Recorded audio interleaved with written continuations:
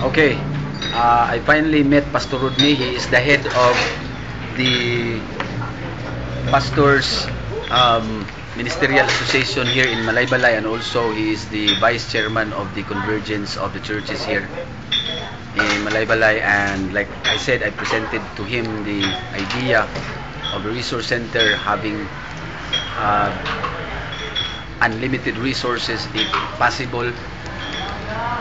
So I want to know if it makes sense to him, if it's applicable, if it's attainable, if let's just put it aside or pursue it. What do you think, bro? Here's Pastor Rodney. The idea is good and it's appealing, and we will pray that it will be realized. The vision is very good and it will help any ministries and pastors and churches. So let's pray for this endeavor. I believe if it's God, God will provide everything. Amen. So let's pray and help this ministry. Thank you. Yes, thank you, bro.